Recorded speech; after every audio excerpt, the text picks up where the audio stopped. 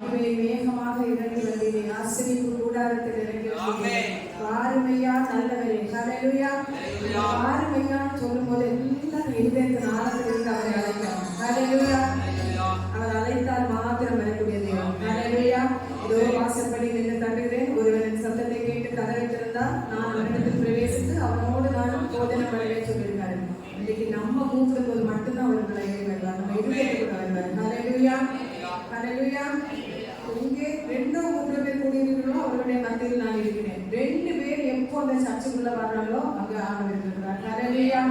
அந்த தெய்வத்தை அலட்சியம் பண்ணாம அந்த பாடலை பாடி கர்த்தரை உள்ளத்தின் ஆழத்திலிருந்து பாடி ஆரம்பிக்கலாம்.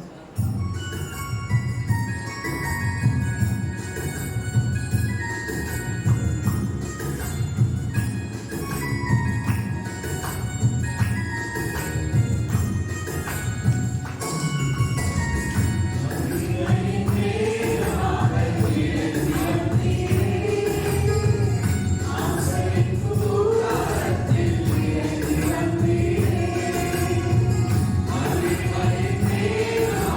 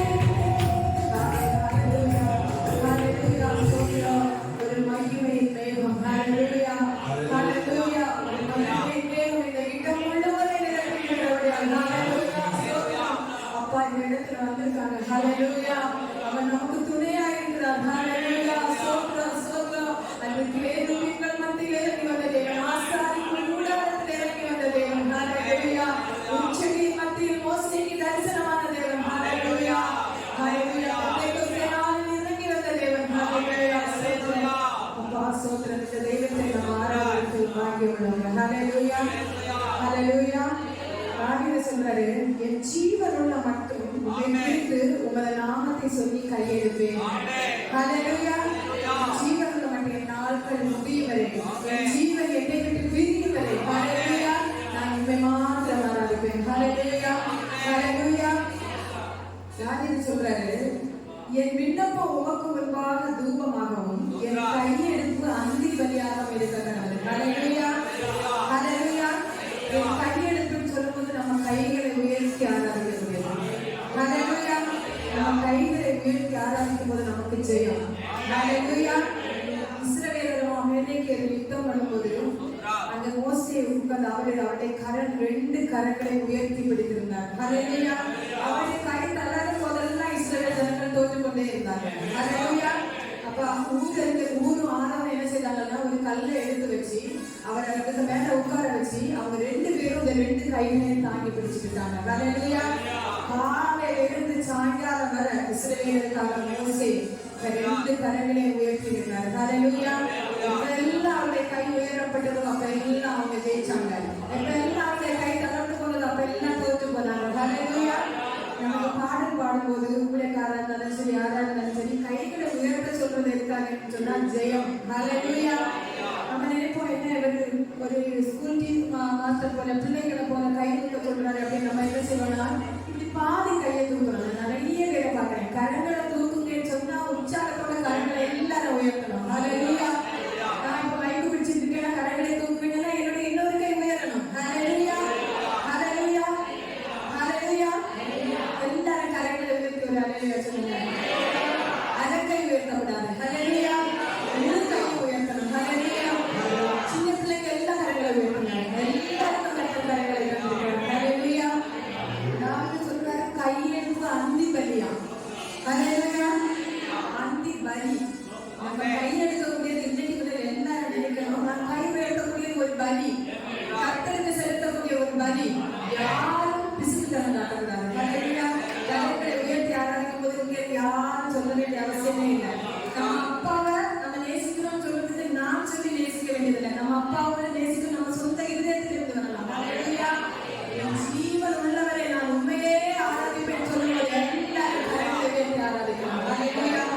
நான் ஒரு ஊழியக்காரர் பார்த்தேன், அவருடைய சபையில அவர் சொல்றாரு, ஒரு எக்ஸசைஸ் சொல்லி கொடுத்தாரு. என்ன எக்ஸசைஸ் தெரியுமா? அவர் சொல்லுவாரு, என் என் எல்லாரும் சொல்லுங்க, என் இயேசு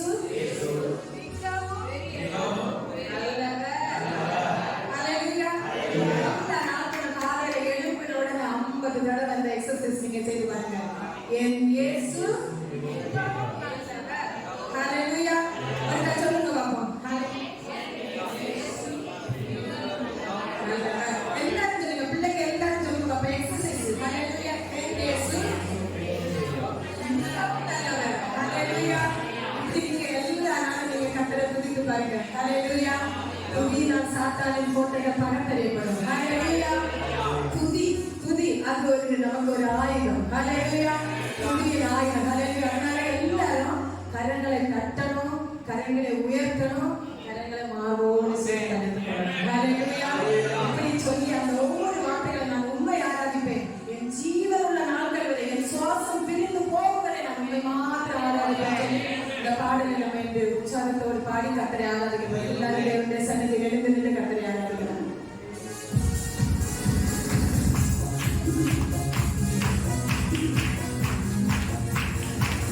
எல்லாரும் சிரிச்சுட்டே ஆராதிக்கிறோம். துக்கமுகமாக இருக்கக்கூடாது.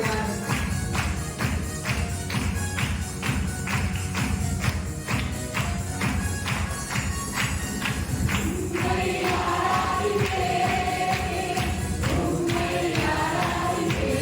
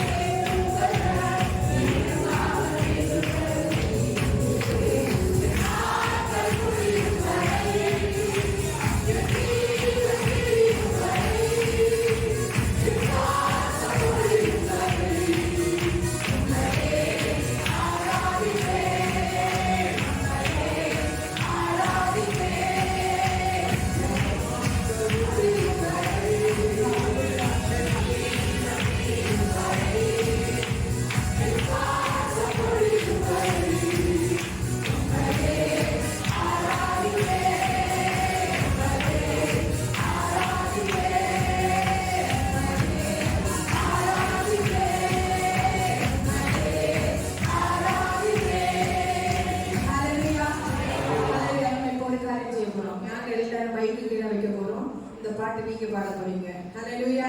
யாருடைய சத்தம் எல்லாம் வரைக்கும் மியூசிக் வாசிப்பாங்க எல்லாரும் பாட போறீங்க. ஹalleluya. எல்லாரும் உற்சாகத்தோட வாய்களை திறந்து யாருடைய சத்தம் எல்லாம் வருதுன்னு பார்க்க போறோம்.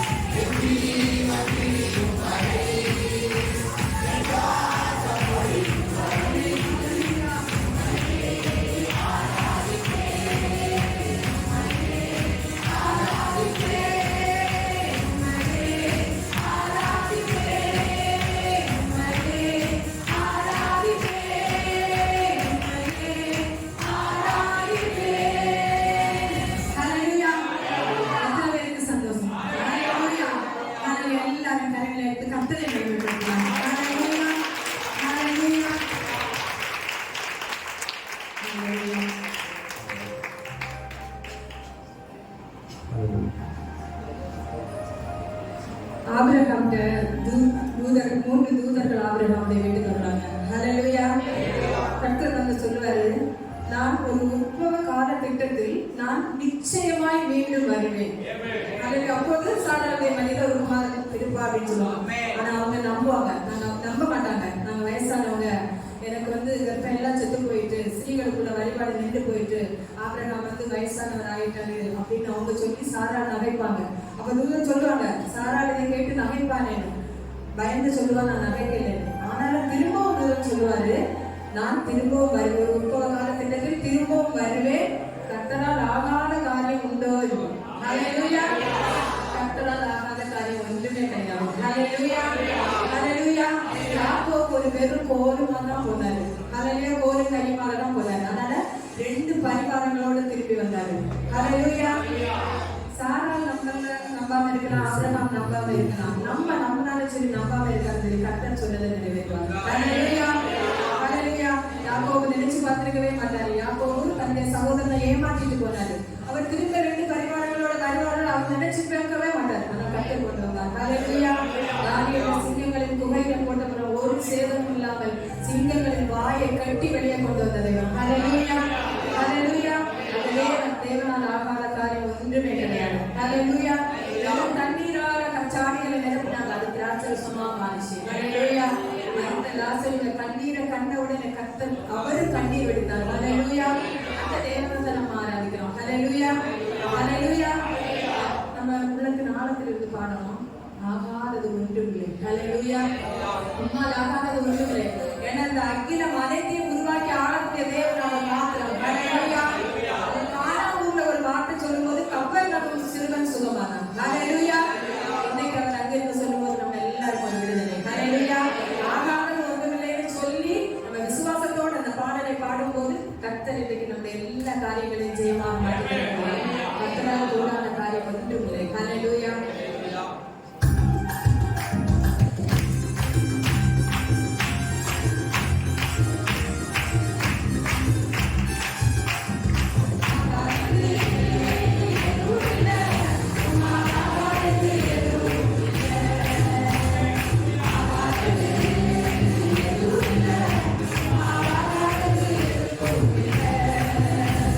I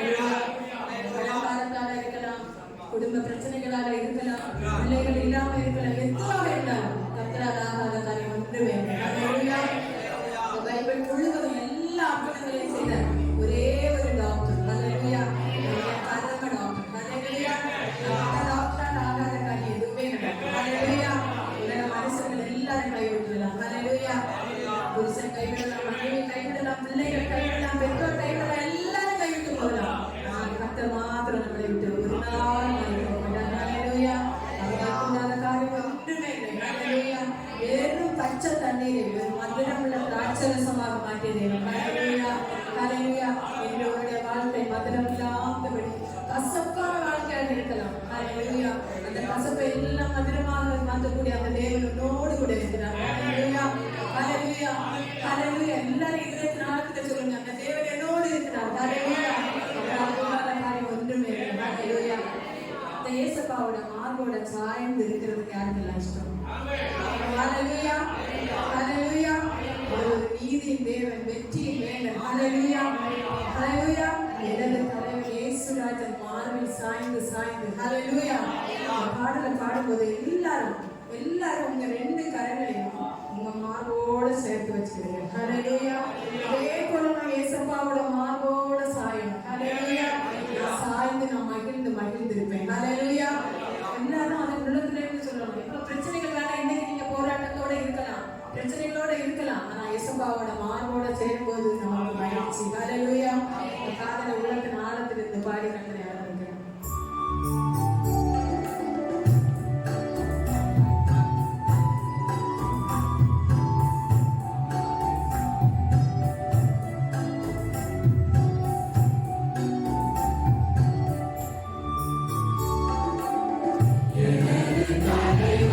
Yes,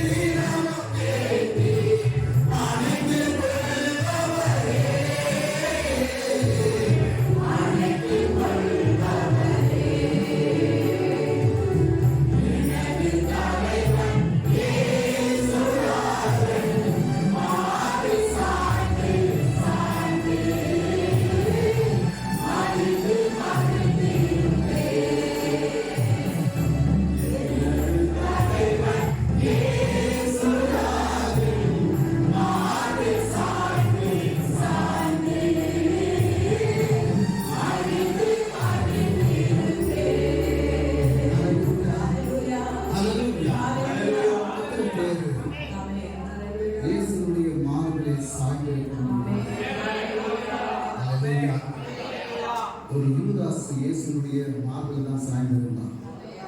கடைசி என்ன செய்தான்? அந்த காட்டி கொடுத்த யூதாச போல இருக்கக்கூடாது.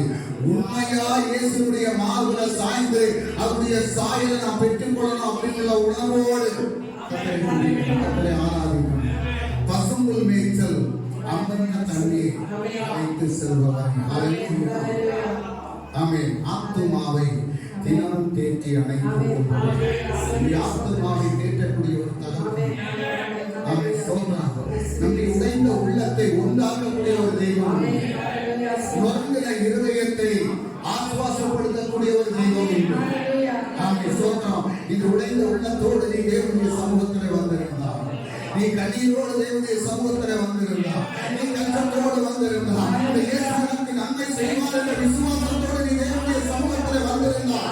இயேசுடைய மார்பிலே நான் சாய்ந்து என்னுடைய வாழ்க்கையிலே நன்மையாக பெற்றுக் கொள்வதற்கு விசுவாசம் உனக்கு இருந்தார்.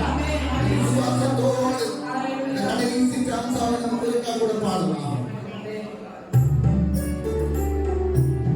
பசும்புல் மேய்ச்சல் அமர்ந்த தண்ணீர் அழைத்து செல்பவரே.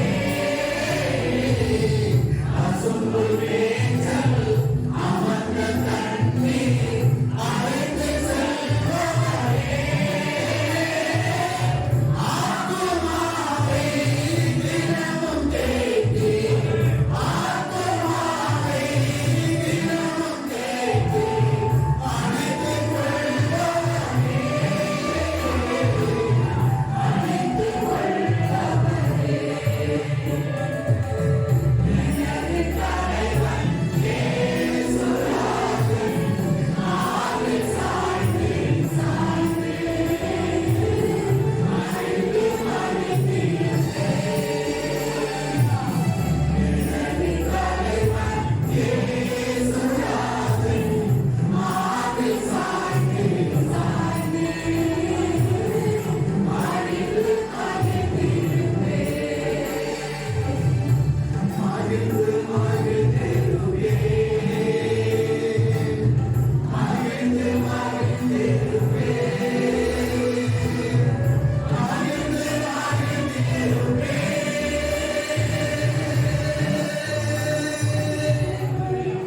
ஆமென்.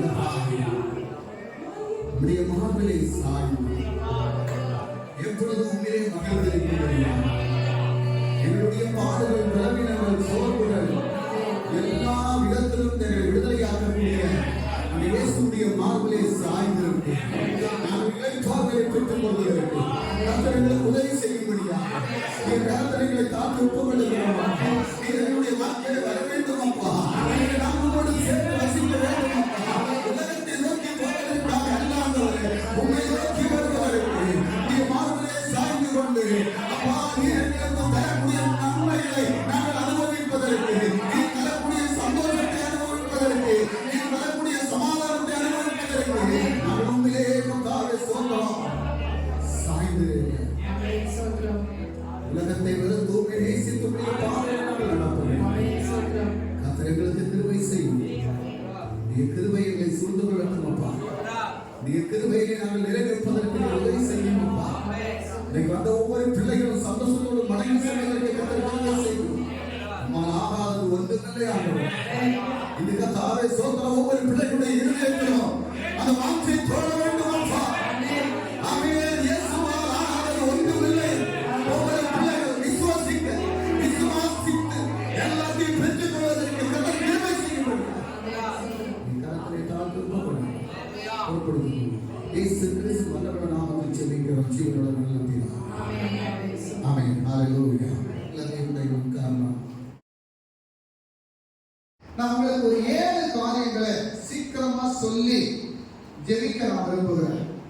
முதலாவது, யாருடைய ஜெபம் தேவனுடைய சமூகத்தில் கேட்கப்படும் அப்படின்னு சொன்னா, நீதிமான்களின் ஜெபம் கேட்கப்படும்.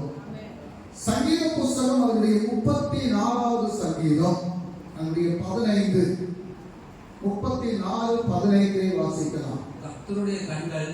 கர்த்தருடைய கண்கள் நீதிமான்கள் மேல் நோக்கமாய் இருக்கிறது. அவருடைய செவிகள் அவர்கள் கூப்பிடுதலுக்கு திறந்திருக்கிறது. அவருடைய செவிகள் அவருடைய கூப்பிடுதலுக்கு திறந்திருக்கிறதா?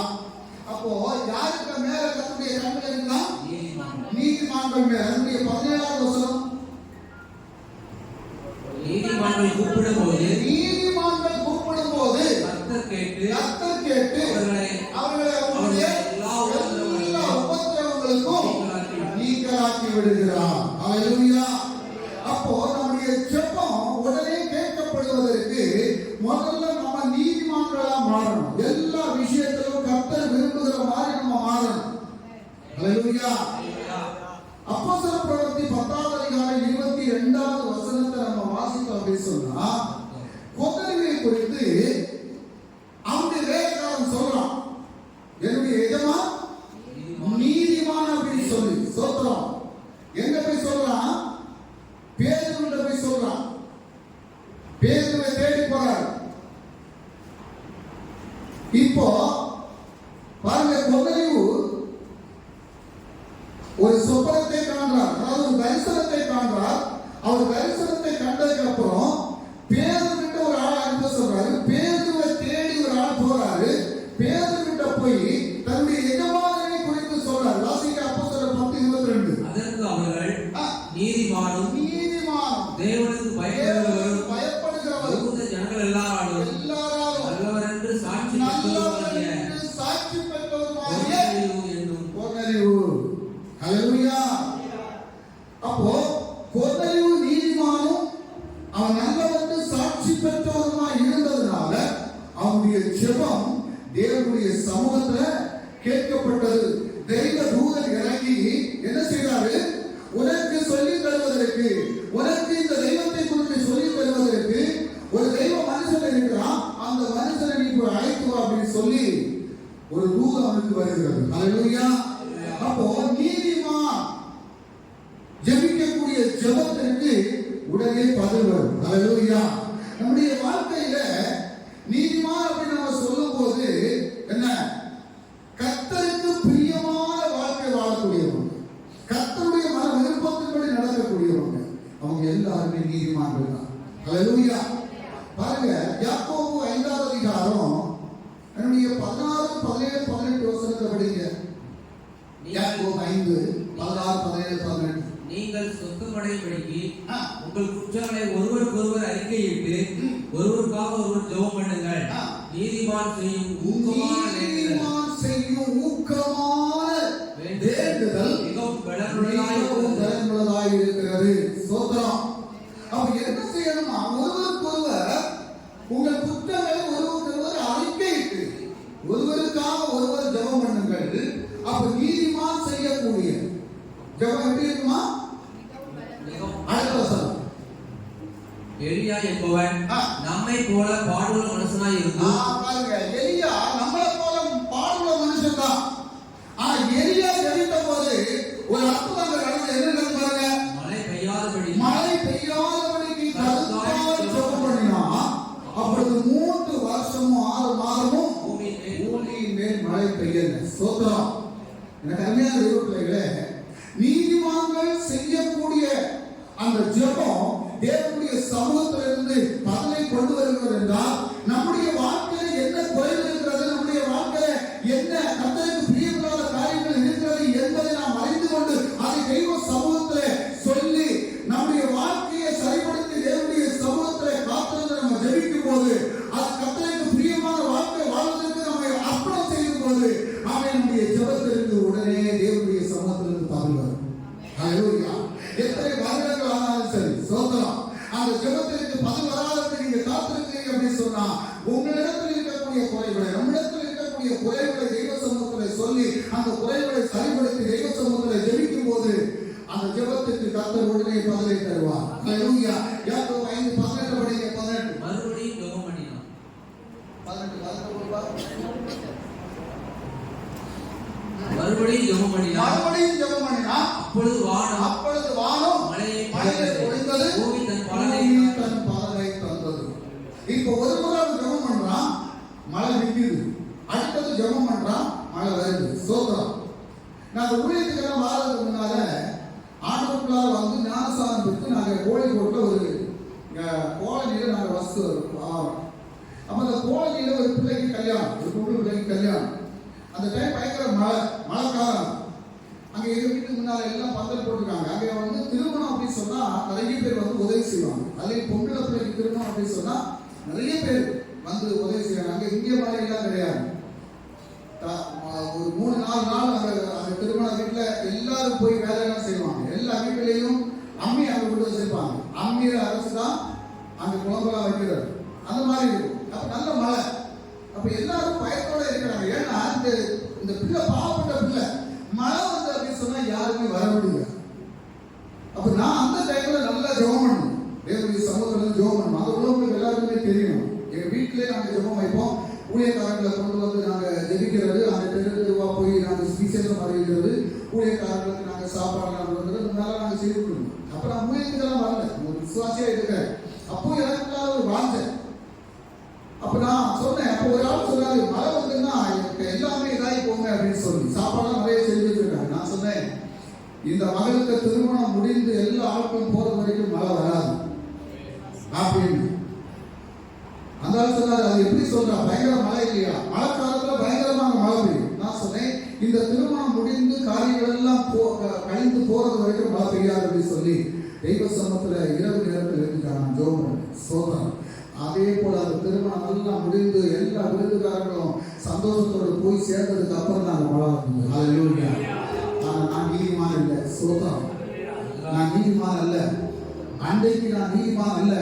ஆனாலும் கூட கர்த்தருடைய சமூகத்துல அடுத்தவங்களுக்காக தெய்வ சமூகத்துல ஆமென் விசுவாசத்தோடு இந்த மகளுடைய திருமண காரியத்திற்கு தடையில்லாத இந்த காரியம் நடத்த வேண்டும் என்று சொல்லி தேவனுடைய சமூகத்திலிருந்து ஜெபித்த போது அந்த ஜெபத்திற்கு கர்த்தர் பதிலை கொடுத்தார் என்றால் எனக்கு அருமையான தேவசனமே, இன்றைக்கு உனக்கு ஜெபிப்பதை விடவும் மற்றவர்களுக்காக, மற்றவர்களுடைய கஷ்டங்களுக்காக, மற்றவர்களுடைய வேதனைக்காக நீ ஜெபிக்கும் போது உன்னுடைய குடும்பத்துல உன்னுடைய வாழ்க்கையில் பெரிய மாற்றத்தை கர்த்தர் தருவார். ஹல்லேலூயா. ஒருவரை குறித்து சொல்றாங்க. யார் சொல்றா? அவனுடைய வேலைக்காரனை சொல்லலாம். எப்படிப்பட்டவர்? நீதிமான். ஹல்லேலூயா. இன்னைக்கு நம்மளை எத்தனை பேர் சொல்ல முடியும்? நமக்கு ஒரு வேலைக்காரன், அந்த வேலைக்காரன் நம்மளை நீதிமான் சொல்லணும். சோத்திரம். இன்னைக்கு யாரும் சொல்ல மாட்டாங்க. ஏன்னா யாருமே நீதிமான் இல்லை. எப்ப சொல்லணும்னு இருக்கிறாங்க. சம்பளம் கூட 1000 கொடுக்கக்கூடிய இடத்துல 500 கொடுத்துட்டு பாக்கி 500 சொல்லலாம் தான் இருக்கிறாங்க. ஹல்லேலூயா. தேவனுடைய சமூகத்துல நம்ம நீதிமான்களா மாறணும். அதுதான் கர்த்தர் விரும்புகிறார். அடுத்தது யாருடைய ஜெபம் கேட்கப்படும் அப்படின்னு சொன்னா பாருங்க, இன்னொரு வசனம் கூட நீங்க பார்க்கணும். அந்த வசனம் தான் ஏற்கவும் பிரதானப்பட்ட வசனம். 1 சாமுவேல் 24வது அதிகாரம் 17-18 வசனம். எல்லாரும் கேட்டீங்களா? இப்படி தாவீதை பார்த்து, நீ என்னை பார்க்கிலும் நீதிமான், நீ எனக்கு நன்மை செய்தாய், நானோ உனக்கு தீமை செய்தேன். இது யார் சொல்றா தெரியுமா? இது யார் சொல்றா? சவுல் சொல்றா. சவுல் யாரு? தேசத்துடைய ராஜா. தேசத்துடைய ராஜாவால் செய்ய முடியாத ஒரு காரியத்தை தாவீது செய்தார். ஏன்னா தாவீதுக்குள்ளார கர்த்தருடைய அபிஷேகம் இருந்ததுனால இந்த சவுல் ராஜா பயப்பட்டு கொண்டிருந்த காரியத்தை கர்த்தர் யாரை கொண்டு செய்தார் அப்படின்னு சொன்னா தாவீதை கொண்டு செய்தார். ஹல்லேலூயா.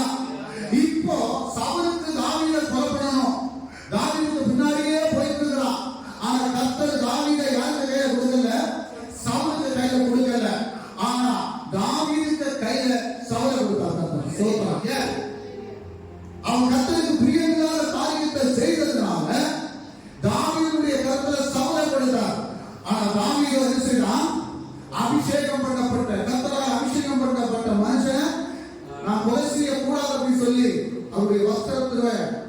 கீழே எடுத்துட்டு போயிட்டான். ஹல்லேலூயா. வஸ்திரத்தை கீழே எடுத்துட்டு போயிட்டான். அது தெரியாதவருக்கு, யாருக்கு தெரியாது, ராஜாவுக்கு தெரியாது. இவன் கூப்பிடுறான், தாவீது கூப்பிடுறான். அடுத்த வசனம் என்ன சொல்லுது? நீ எனக்கு நன்மை செய்ததை இன்று விளங்க பண்ணினாய். கர்த்தர் என்னை உன் கையில் ஒப்புக் கொடுத்திருந்தும் போடவில்லை. ஸ்தோத்திரம். ஹல்லேலூயா. இப்ப யார் அந்த நீதிமான்? தாவீது நீதிமான். தேசத்துடைய ராஜாவாக இருக்கக்கூடிய சவுல் நீதிமான் அல்ல.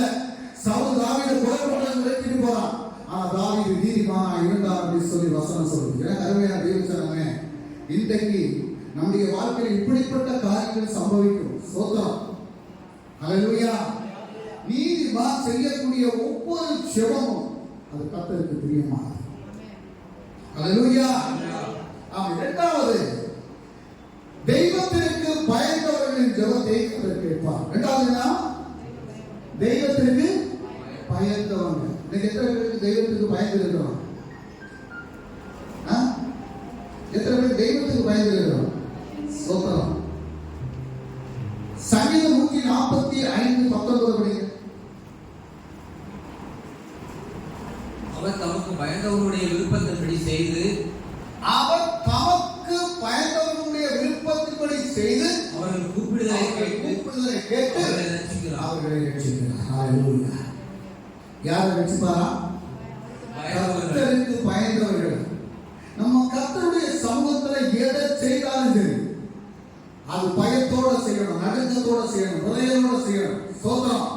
அதைத்தான் கர்த்தர் எதிர்பார்க்கிறார்.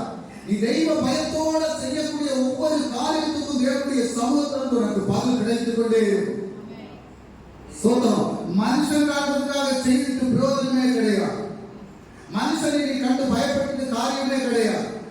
மனுஷ பயம் அது கண்ணிய வருவிக்கும் அப்படின்னு சொல்லி வசனம் சொல்லுது. மனுஷ பயம் கண்ணிய வருவிக்கும். நீ தெய்வத்திற்கு பயப்படக்கூடிய பைதராணி மாறணும். தெய்வ பயப்பட பைதராணி மாறும் போது உன்னுடைய ஜெபம் தேவனுடைய சமூகத்தில் கேட்கப்படும். கர்த்தர் எனக்கு நியாயாதிபதியாக இருக்கிறாரு. அவர் நியாயம் விசாரிக்கக்கூடிய தேவன். நான் செய்யக்கூடிய ஒவ்வொரு காரியத்துக்கும் அவன் கர்த்தர் நியாயம் விசாரிப்பார் என்ற அந்த ஒரு தெய்வ பயம் நமக்கு உண்டாகும். ஹல்லேலூயா. அப்ப தெய்வ பயம் உள்ளவங்க பாருங்க, வேத புத்தகத்தை நம்ம வாசிக்கும் போது அப்போஸ்தலர் பிரவர்த்தி 10வது அதிகாரம் 2வது வசனத்தை படிங்க. 10:2. அவன் தேவ பக்தி உள்ளவனும் தன் வீட்டார் அனைவரோடும் தேவனுக்கு பயந்தவனும். யாரு? கொர்நேலியு. ஸ்தோத்திரம். அவன் தெய்வ பக்தி உள்ளவன். ஆனா தன்னுடைய வீட்டார் எல்லாரோடும், ஸ்தோத்திரம், அனைவரோடும் அவன் கர்த்தருக்கு பயந்திருந்தான். நம்முடைய குடும்பத்துல எல்லாருமே தெய்வ பயம் உள்ளவங்களா மாறணும். ஸ்தோத்திரம். கர்த்தருக்கு பயப்படக்கூடிய பிள்ளைகளா இருக்கணும். குடும்பத்துல நான் மட்டும் பயந்து இருந்துட்டு காரியம் இல்லை. எல்லாருமே பிள்ளைகள், பேர பிள்ளைகள் எல்லாரும் கர்த்தருக்கு பயப்படக்கூடியவங்களா இருக்கணும். அப்பொழுது ஜெபிக்கும் போது அந்த ஜெபத்திற்கு கர்த்தர் பதிலை தருவார். பாருங்க, யோபுவை குறித்து நம்ம பார்க்கும்போது யோபு பயபக்தியுள்ளவரா இருந்தார் அப்படின்னு சொல்லி யோபுடைய புத்தகத்தில் எழுதி யோபு 1வது அதிகாரம் 1வது வசனத்தை படிங்க. யோபு 1:1. தேசத்தில் யோபு என்று பெயர் கொண்ட ஒரு மனுஷன் இருந்தான். அந்த மனுஷன் உத்தமனும் சன்மார்க்கனும் தேவனுக்கு பயந்து பொல்லாப்புக்கு விலகுவான். ஹல்லேலூயா.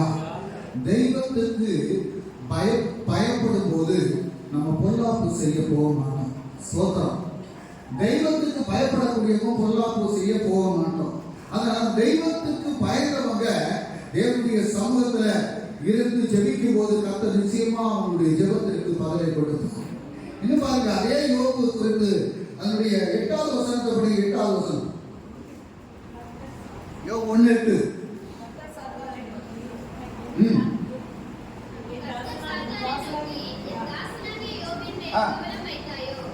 பாருங்க, சாத்தானை சொன்னார். பாருங்க, சாத்தானை நோக்கி கர்த்தர் சாத்தானை நோக்கி தாசனாகிய யோபுவின் மேல் கவனம் வைத்தாயோ. அப்போ கர்த்தர் யோபுவை குறித்து சாத்தான் கிட்டே சொல்றார், அவன் உத்தமன் சன்மார்க்கன் அப்படின்னு சொல்லி. ஹல்லேலூயா.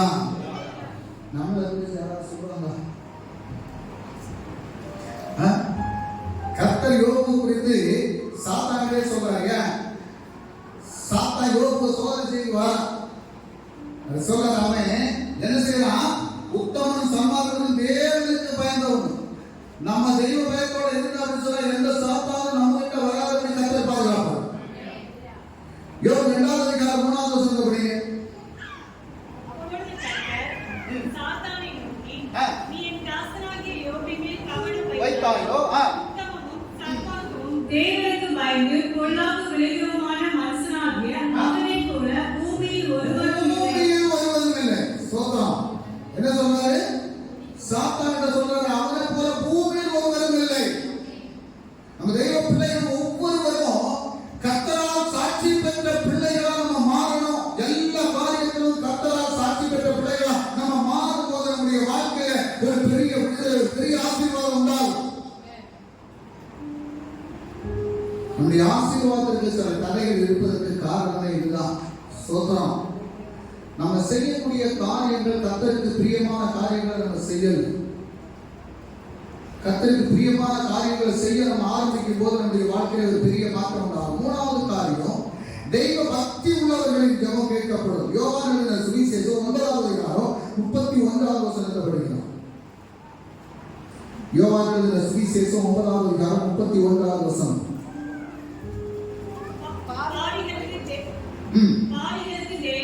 பாவிகளுக்கு தேவன் செவி கொடுக்கிறதில்லை என்று அறிந்திருக்கிறோம்.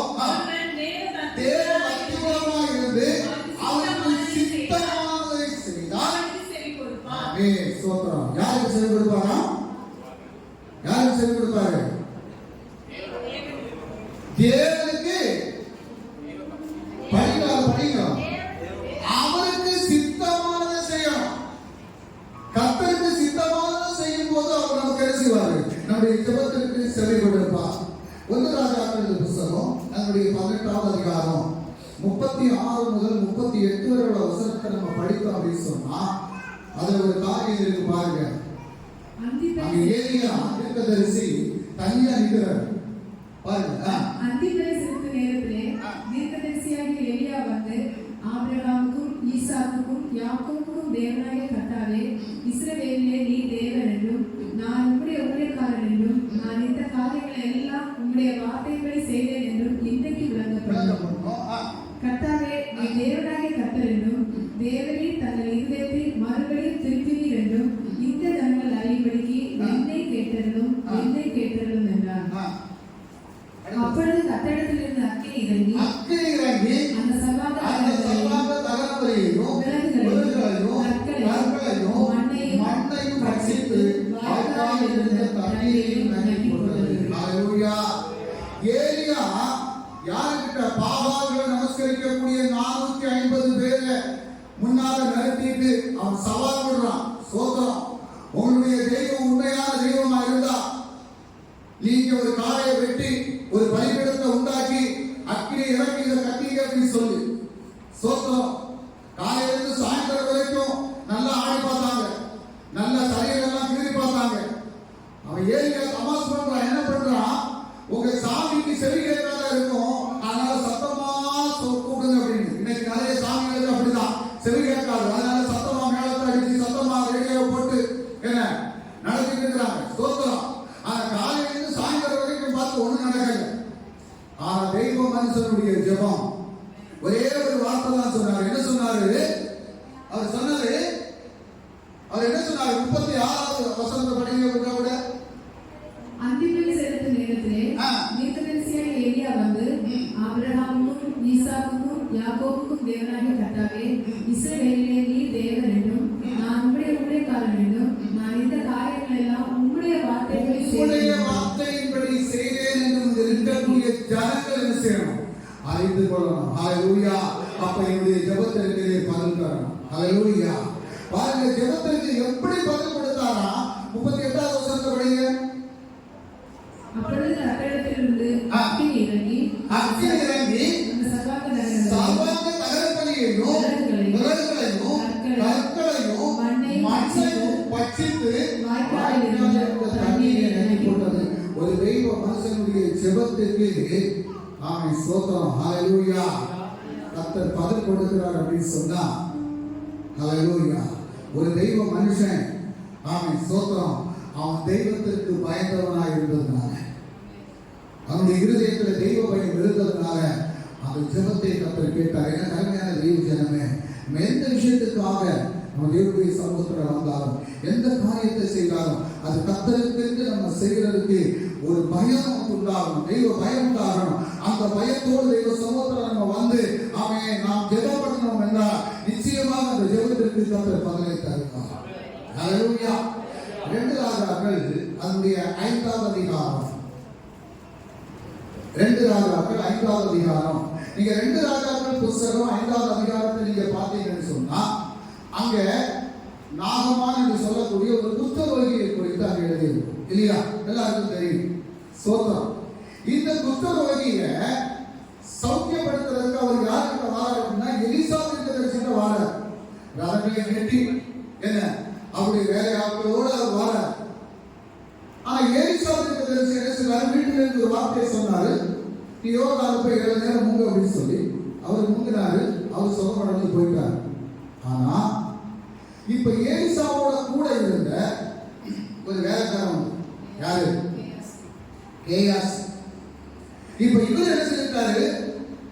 வழியில போய் அவரை பிடிச்சு அது உங்க எஜமான ரெஸ்டாரண்ட் கேட்கிறாரு, நீங்க அதை கொடுங்க அப்படின்னு சொல்லி கேக் வாங்கிட்டு வந்து பத்திரமா கொண்டு வீட்டில் வச்சுட்டு வந்து நிற்கிறான்.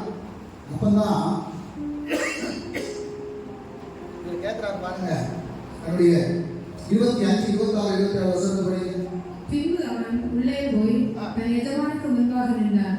கேயாசியே, எங்கே இருந்து வந்தாய் என்று எலிசா அவனை கேட்டதற்கு அவன், உமது அடியான் எங்கும் போகவில்லை என்றான். பாருங்க, இது யாருக்கு தெரியும்? தெய்வ மனுஷனுக்கு தெரியும், எலிசாவுக்கு தெரியும். இவன் அங்க போனது வாங்குறது எல்லாமே எலிசாவுக்கு தெரியும். சோத்திரம்.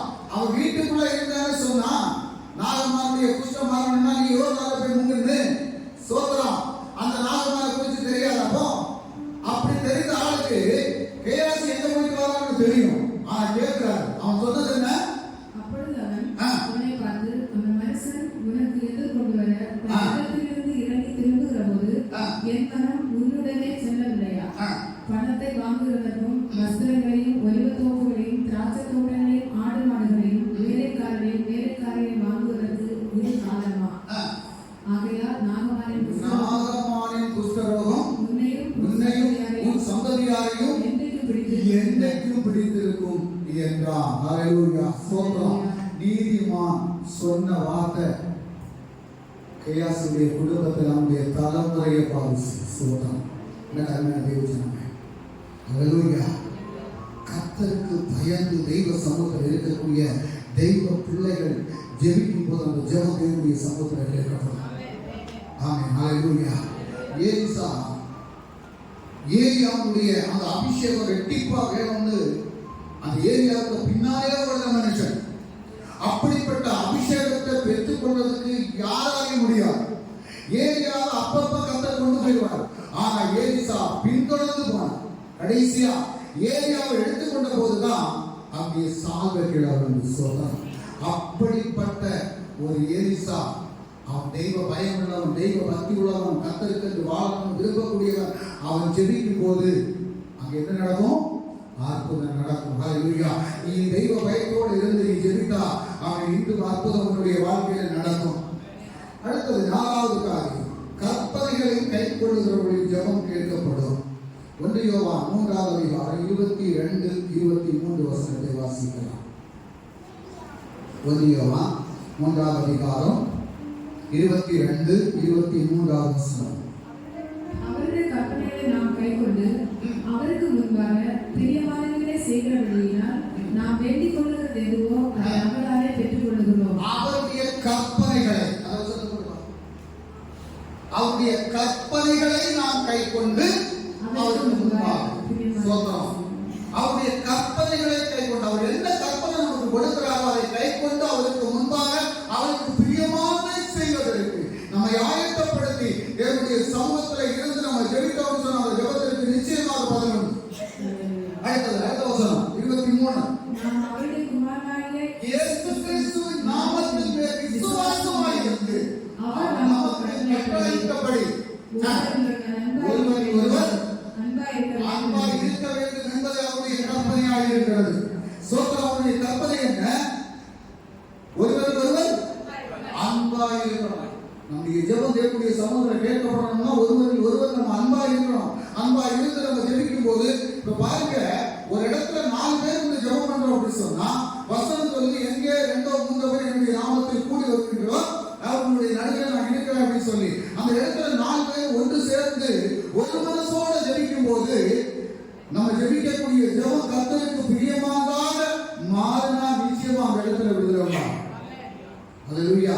நான் முன்னாடி எந்த வீட்டுக்கு போனாலும் சரி, ஒரு வியாதிஸ்தரை பார்த்து ஜெபிக்க போனாலும் நான் முதல்ல ராஜ்யத்தை நான் கூப்பிட்டு போவோம். சோதம் நானும் என் ஒய்ஃபும் ராஜ்யத்தை நாங்கள் 3 பேர் தான் போகிறோம். எந்தெந்த இடத்துலலாம் நாங்கள் போகிறோமோ, எந்தெந்த இடத்துலலாம் நாங்கள் போய் ஜெபிச்சோமோ அங்கே எல்லாம் கர்த்தர் விடுதலை தந்தார். காரணம், எங்களுடைய 3 பேருடைய மனசும் அங்கே ஒன்றா இருந்து ஜெபிப்போம். சோதனம்.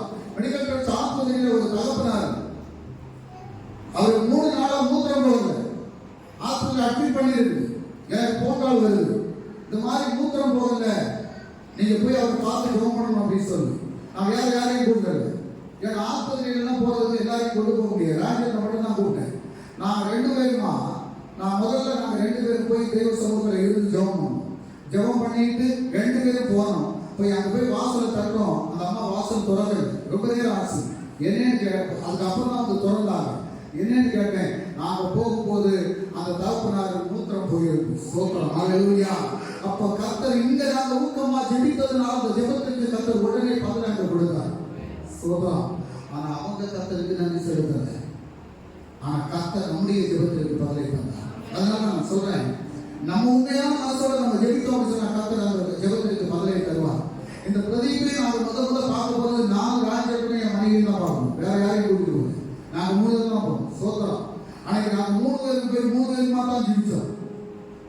இன்னைக்கு அவன் ஜீவனோட இருக்கிறான் அப்படின்னு சொன்னா எந்த இடத்துல நம்ம ஜெபிச்சாலும் சரி, அவனுடைய கட்டளையின்படி நம்ம ஜெபிக்கும் போது, அவன் அன்போடு நம்ம ஜெபிக்கும் போது, பாசத்தோடு நம்ம ஜெபிக்கும் போது, அவன் ஒரு ஆத்மா அது மரண கட்டுகளுக்குள் இருக்கும் போது அந்த ஆத்மாவை குறித்துள்ள இருதயத்தில் ஒரு பாரத்தோடு தெய்வ சமூகத்தில் நம்ம ஜெபிச்சோம்னு சொன்னா அந்த ஜெபம் தேவனுடைய சமூகத்தில் கேட்கப்படும். ஹல்லேலூயா. ஆமென். ஸ்தோத்திரம். கற்பனைகளை கைக்கொள்ளுகிறவர்களுடைய ஜெபம் கேட்கப்படும். அடுத்தது உண்மையான ஜெபம். உண்மையான ஜெபம். சங்கீதம் 145:18 படிங்க. 145:18. தம்மை நோக்கி கூப்பிடுகிற யாவருக்கும், உண்மையாய் தம்மை நோக்கி கூப்பிடுகிற யாவருக்கும் கர்த்தர் சமீபமாய் இருக்கிறார். உண்மையாய் தம்மை நோக்கி கூப்பிடுகிற யாவருக்கும் கர்த்தர் சமீபமாய் இருக்கிறார். அப்ப நம்ம இருதயத்துல உண்மை வேணும். சோத்திரம். உண்மையா கர்த்தரை கூப்பிடுறது. ஒரு குருடன் கூப்பிட்டான். சோத்திரம். வாசிங்க நீங்க லூக்காவின் சுவிசேஷம் 18ஆம் அதிகாரத்துல ஒரு குருடன் கூப்பிடுறான் பாருங்க, எப்படி கூப்பிடுறாரு பாருங்க. பின்பு அவர் எரிகோவுக்கு சமீபமாய் வரும்போது ஒரு குருடன் வழியருகே உட்கார்ந்து பிச்சை கேட்டுக் கொண்டிருந்தார். ஜனங்கள் நடக்கிற சத்தத்தை அவன் கேட்டு இது என்ன என்று விசாரித்தான். நசரேயனாகிய இயேசு போகிறார் என்று அவருக்கு அறிவித்தார்கள். அப்பொழுது அவன், இயேசுவே தாவீதின் குமாரனே, இயேசுவே தாவீதின் குமாரனே எனக்கு இரங்கும் என்று அவன் எப்படி கூப்பிட்டான். அடுத்தது பாருங்க, அடுத்தது என்ன சொல்லப்படுது? முன்னடப்பவர்கள் பேசாமல் இருக்கும்படி அவனை அகற்றினார்கள். அவனோ தாவீதின் குமாரனே எனக்கு இரங்கும் என்று மிகவும் அதிகமாய் கூப்பிட்டான். ஹல்லேலூயா. இப்போ இவங்க எல்லாரும் அகற்றாங்க. நீ ஏன் சத்தம் போடுறாங்க? ஆனா அவன் சத்தத்தை நிறுத்தல. அவன் இன்னும் அதிக சத்தமா இயேசுடைய செவிகள் அந்த சத்தம் கேட்கக்கூடிய விதத்துல அவன் சத்தம் போட்டு அவன் கூப்பிட்டனால அவன் இயேசு அங்க நின்றார். ஹல்லேலூயா. அவன் நின்று அவனை சுகப்படுத்தினார். சோதரம். இன்றைக்கு உன்னுடைய ஜெபம் உண்மையான ஜெபமா இருக்கணும். உண்மையாக கூப்பிடணும். உண்மையாக கூப்பிட்டு அவர் பதில் தருவார்கள் விசுவாசம் உனக்கு இருக்கணும். அன்றைக்கு அந்த குருடனுக்கு கர்த்தர் பார்வை கொடுத்தாருன்னா, அவன் கூப்பிடுதலுக்கு கர்த்தர் பதிலை கொடுத்தாருன்னா, நீ கூப்பிடக்கூடிய கூப்பிடுதலுக்கு கர்த்தர் நிச்சயமாக உனக்கு பதிலை தருவார். நீ உண்மையா கூப்பிடணும். ஹல்லேலூயா. நீ உண்மையா கூப்பிடும்போது கர்த்தர் பதிலை தருவார். ஆறாவது விஷயம், கண்ணீரின் ஜெபம் கேட்கப்படும். 2 ராஜாக்கள் புத்தகம் 20ஆம் அதிகாரம் என்னுடைய 1 முதல் 6 வரை உள்ள வசனத்தை நம்ம வாசிக்கும் போது எசேக்கியா ராஜாவை குறித்து எழுதப்பட்டிருக்கிறது. எசேக்கியா ராஜா வியாதிப்பட்டு அவர் மரண தருவாயில் இருக்கிறார். பாருங்க அந்த வசனத்தை படிங்க. அந்நாட்களில் எசேக்கியா வியாதிப்பட்டு மரணத்துக்கு ஏதுவாயிருந்தான். அப்பொழுது ஆமோத்சின் குமாரனாகிய ஏசாயா என்னும் தீர்க்கதரிசி அவரிடத்தில் வந்து அவரை நோக்கி, நீர் உமது வீட்டு காரியத்தை ஒழுங்குபடுத்தும், நீர் பிழைக்க மாட்டீர், மரித்து போவீர் என்று கர்த்தர் சொல்லுகிறார் என்றார். ஆமா, ஏசாயா தீர்க்கதரிசிட்ட கர்த்தரே சொல்லிவிட்டார். யாரு? எசேக்கியா ராஜா மரித்து போவார் அப்படின்னு சொல்லிவிட்டார். சொல்லி விட்டதுக்கு அப்புறம் இவர் போய் சொன்ன உடனே எசேக்கியா ராஜா என்ன செய்தார் பாருங்க. அப்பொழுது எசேக்கியா தன் முகத்தை சுவர்புறமாக திருப்பிக் கொண்டு கர்த்தரை நோக்கி, கர்த்தாவே, நான் உமக்கு முன்பாக உண்மையும் மன உத்தமமாய் நடந்து உமது பார்வைக்கு நலமானதை செய்தேன் என்பதை நினைத்தேன். ஹல்லேலூயா. ஆமென். அவன் கண்ணீரின் ஜெபம் கேட்கப்படும் என்று சொன்னால் அவன் சொல்றான், உமக்கு முன்பாக உண்மை உத்தமமாக இருந்தேன், அதனால என்னுடைய வாழ்நாளை நீட்டி தரணும்னு அவன் கேட்கல. என்ன கேட்கிறான்? நான் நலமானதை செய்தேன் என்று நினைத்தேன் என்று விண்ணப்பம் பண்ணினான். எசேக்கியா மிகவும் அழகான். ஹல்லேலூயா. நீ தேவனுடைய சமூகத்துல கண்ணீர் வடித்தா அந்த கண்ணீருக்கு உடனே தேவனுடைய சமூகத்துல இருந்து பாருங்க. உன் இருதயம் தேவனுடைய சமூகத்துல நுழைஞ்சது அப்படின்னு சொன்னா உடனே அதற்கு பதில் வரும்.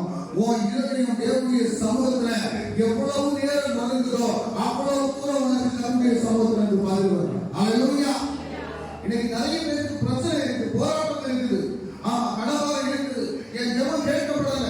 உன் இருதயம் நுழைக்கலையே, உன் இருதயம் நுழைக்கல, வெட்கப்பட்டு நிற்கிறேன், சோத்திரம், வேதனை அடைந்து நிற்கிறேன். ஆனா இருதயம் நுழைக்கல. நுழைக்கிய இருதயத்தோடு வரக்கூடிய யாரையும் புறக்கணிக்காத ஒரு தெய்வம் எசேக்கியா ராஜாவுடைய நாளை அவன் முன்குறித்த தெய்வம். ஹல்லேலூயா. அவனுடைய மரணத்தை முன்குறித்த தெய்வம். அந்த மரண நாளை மாற்றினார் என்றால் உனக்கு முன்பாக இருக்கக்கூடிய தேவன் அவர் உண்மை உத்தமமாக இருக்கிறார். உன்னுடைய ஜெபம் உண்மை உத்தமமாக இருந்தால் உன்னுடைய வாழ்க்கையிலே நீ ஜெபிக்கக்கூடிய ஜெபம் தேவனுக்கு பிரியமானதாக மாறும்போது உன்னுடைய ஜெபத்திற்கு பதில் வரும். ஹல்லேலூயா. கண்கள் ஆறாவது பெருக்கெடுத்து போகணும். சோத்திரம். தேவனுடைய சமூகத்தில் அவர் சாதாரணமாக நமக்கு நன்மையான செய்ய மாட்டார். அவர் விரும்பக்கூடிய பிள்ளைகளுக்கு அந்த பிள்ளைகள் அவர் விரும்பக்கூடிய விதத்தில் நடக்கும் போது மட்டும்தான் அவர் நன்மைகளை செய்வார். சோத்திரம். சிலவர்களுக்கு கேட்டவுடனே பேசணும், ஆனா அதெல்லாம் இந்த உலகத்தோட முடிஞ்சது, அது பரலோகத்துக்கு சேரும். சோத்திரம். பாருங்க, என்னுடைய ஊழிய வாழ்க்கையில இந்த 17 வருஷம் ஊழிய வாழ்க்கையில இந்த எலாபம் பட்டணத்துல இந்த சுத்தி இருக்கக்கூடிய இடத்துல எத்தனையோ பேர் சௌக்கியம் அடைஞ்ச போது இயேசு கிறிஸ்துவின் நாமத்துல எத்தனையோ ஆஸ்பத்திரிகளில போய் நாங்க ஜெபம் பண்ணி சௌக்கியம் அடைஞ்ச உண்டு. ஆனா அவங்க எல்லாம் அந்த சபையில வந்தாங்க, அந்த இடம் போலாம் யார் வரல. சோத்திரம். இன்றைக்கு கர்த்தர் அற்புதம் செய்யக்கூடியவர். நம்முடைய இருதயம் நுழைஞ்சிச்சு அப்படி சொன்னா அந்த நுழைக்கதலை கர்த்தர் பார்த்து சும்மா இருக்கக்கூடிய தேவன் அல்ல. எனக்கு என்ன தேவையோ அதுக்காக தேவனுடைய சமூகத்தில் நீ ஜெபிக்கும் போது உன்னுடைய கண்ணீர் தேவனுடைய சமூகத்தில் விழுந்தா அந்த கண்ணீரை மறுநடந்து போகக்கூடிய தெய்வம் அல்ல, நம்மை ஆசீர்வதிக்கக்கூடிய தெய்வம். ஹல்லேலூயா. அண்ணால் கண்ணீர் விட்டா. எதுக்காக கண்ணீர் விட்டா? உலகத்தினுடைய ஐஸ்வர்யங்களுக்காக கண்ணீர் விடல. தன்னுடைய புருஷன் இருக்கான், அவருக்கு என்னென்ன வேணுமோ எல்லாத்தையும் வாங்கி கொடுக்கிறான். சோத்திரம். அவன் என்ன விரும்பினாலும் வாங்கி கொடுப்பான் புருஷன். எல்லாரையும் அதிகமாக நேசம் வைத்திருக்கிறான். ஆனா அவ அதை விரும்பல. என்னுடைய நிந்தையை மாற்றுவதற்கு எனக்கு ஒரு குழந்தை வேண்டும் என்று தேவனுடைய சமூகத்திலே கண்ணீர் வடித்தார். ஹல்லேலூயா. நிந்தை மாறணும். எல்லோராலும் பரிகசிக்கப்படுகிறேன், எல்லோராலும் புறக்கணிக்கப்படுகிறேன். நம்ம தமிழ்நாட்டில் நிறைய பேர் திருமணம் முடிஞ்சு குழந்தைங்க அப்படி சொன்னா ஒரு விசேஷங்கள் நடக்கக்கூடிய வீட்டில் ஏறுவாங்க, தெரியுமா உங்களுக்கு? சோத்ரம். அப்ப அன்னைக்கு அண்ணால் எவ்வளவு வேதனை அனுபவிச்சிருப்பா. அதனால தேவனுடைய சமூகத்தில் போய் கண்ணீர் வடித்த கதறன நிமித்தம் அந்த கதறனுக்கு கர்த்தர் பதிலை கொடுத்தார், ஒரு சாமுவேலை கொடுத்தார். அந்த சாமுவேல் உலகம் அறியப்படக்கூடிய அவன் ஒரு தீர்க்கதரிசியாக கர்த்தர் மாற்றினார். ஆமென். ஹல்லேலூயா. அருமையான தேவசனமே, இன்றைக்கு நீ தேவனுடைய சமூகத்திலே கண்ணீர் வடித்தார், அதற்கு உனக்கு பதில் உண்டு. ஆமென். ஸ்தோத்திரம். கண்ணீரோடு நீ விதைப்பதை கம்பீரத்தோடு அறுவடை செய்வதற்கு கர்த்தர் உனக்கு உதவி செய்வார். ஹல்லேலூயா. கடைசியா தன்னை தாழ்த்துகிறவனுடைய ஜெபம் கேட்கப்படும். லூக்கா எழுதின சுவிசேஷம் 8-18 அதிகாரம் என்னுடைய 9 முதல் 16 வரை உள்ள வசனத்தை நம்ம வாசித்தோம் என்றால், லூக்கா எழுதின சுவிசேஷம் 18 அதிகாரம் என்னுடைய 9 முதல் 14 வரை, அன்றியும் தங்களை நீதிமான்கள் என்று நம்பி மற்றவர்களை அப்பமா என்ற சிலரை குறித்து அவர் ஒரு ஓமையை சொன்னார். 2 மனுஷர் ஜெபம் பண்ணும்படி தேவாலயத்துக்கு போனார்கள். ஒருவர் பரிசேயன், மற்றவர் ஆயக்காரன். பரிசேயன் நின்று, தேவனே, நான் பரிகாரர், அநியாயக்காரர், விபச்சாரக்காரர் ஆகிய மற்ற மனுஷரை போலவும் இந்த ஆயக்காரரை போலவும் இராதனால் உண்மை சோதரிக்கிறேன். வாரத்தில் 2 தரம் உபவாசிக்கிறேன். என் சம்பாத்தியத்தில் எல்லாம் தசமபாகம் செலுத்தி வருகிறேன் என்று தனக்குள்ளே ஜெபம் பண்ணினார். ஆமென். ஹல்லேலூயா. ஆயக்காரன் தூரத்திலே நின்று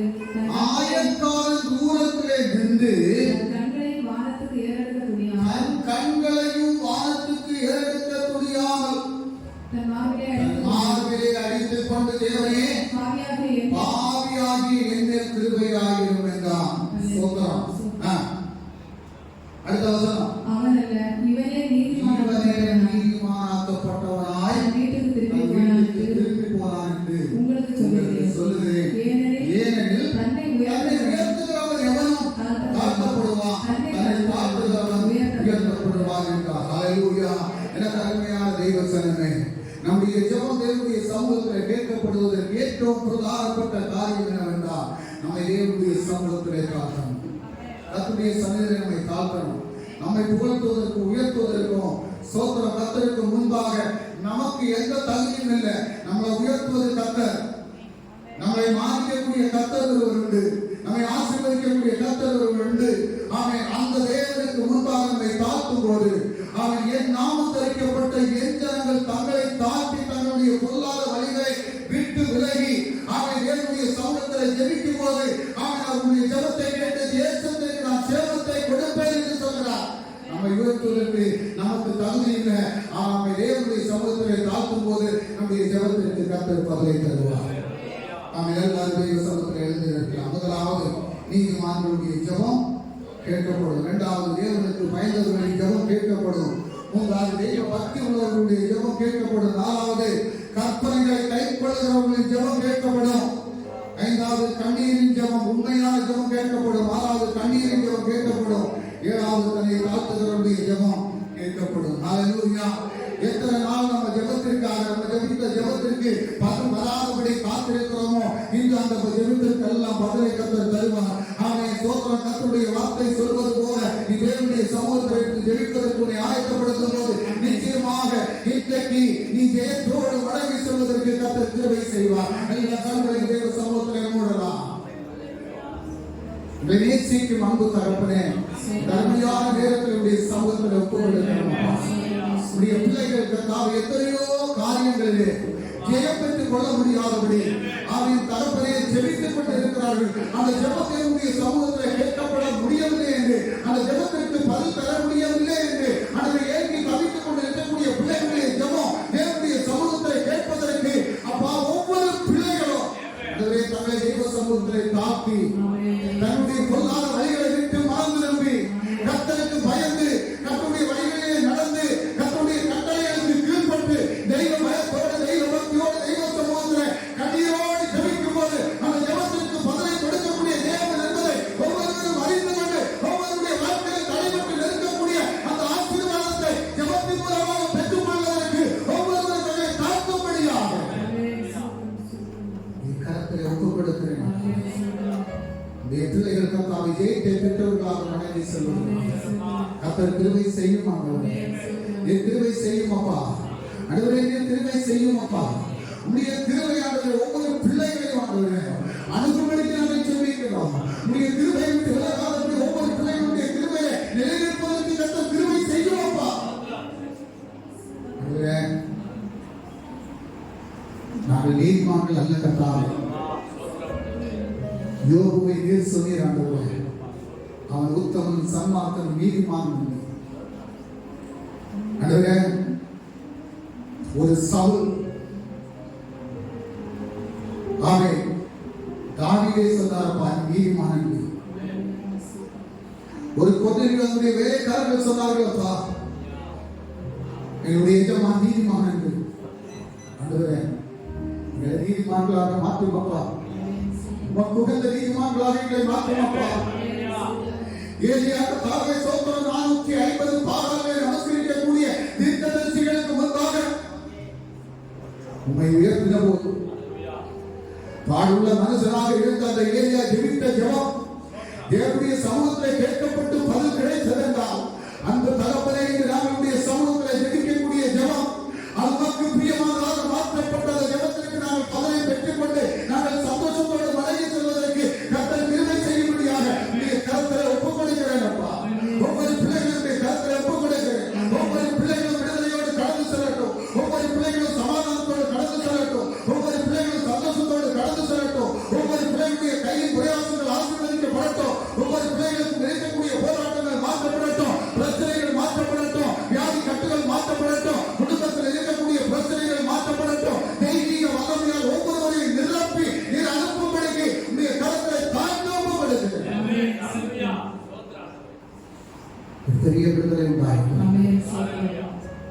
ஆமென். பரலோகத்தின் தேவன் ஒவ்வொன்றையும் இப்பொழுது அப்பா உம்மால் மட்டும்தான் அப்பா எங்களுடைய ஜெபத்திற்கு பதிலை தந்து நாங்கள் சந்தோஷம் கொள்ளும்படியாக செய்யக்கூடிய தேவன் ஒருவரான கண்ணீரோடு நாங்கள் கர்த்தாவை விதைக்கிறோம். ஆனால் அதை கம்பீரத்தோடு அறுவடை செய்யக்கூடிய தேவன் நீரானவர் சமூகத்திலே நாங்கள் விட்ட கண்ணீருக்கெல்லாம் அல்லது இந்த மாதத்திலே நாங்கள் அதை அறுவடை செய்து எடுப்பதற்கு கர்த்தர் கிருபை செய்யும்படியா பிள்ளைகள் கர்த்தாவை எத்தனை நாட்கள் கண்ணீரோடு சமூகத்திலே கேட்டிருப்பார்களோ அந்த கண்ணீருக்கு கர்த்தாவை இன்றைக்கு பதிலை பெற்றுக் கொண்டோம் என்று அவர்கள் மனைவி செல்வதற்கு கர்த்தர் கிருபை செய்யும்படியா அதற்கு ஒப்புக் கொடுங்க. பொறுப்பெடுத்துக் கொள்ளும் துதிக்க மகிமை எல்லாம் ஒருவருக்கே செல்லும். கேட்கிறே சுமந்த கேட்கிற ஜெபங்கள் நல்ல பிதா ஆத்துமாவே கர்த்தரை ஸ்தோத்திரி. என்னோடுடைய பரிசுத்தநாமத்தை ஸ்தோத்திரி. ஆத்துமாவே கர்த்தரை ஸ்தோத்திரி. கர்த்தர் செய்த சகல உபகாரங்களையும் ஆமென். நாம் ஆசீர்வாதத்தை கர்த்தரை கர்த்தராகிய இயேசு கிறிஸ்துவின் பிதாவின் கருணை பரிசுத்த ஆவியானவருடைய சமாதானமும் சந்தோஷமும் கூட்டாய் நாம் ஒவ்வொருவரும் மேலும் கர்த்தருடைய இரண்டாவது வேலையை மாறாகட்டும். ஆமென். சேர்ந்த கர்த்தருக்கு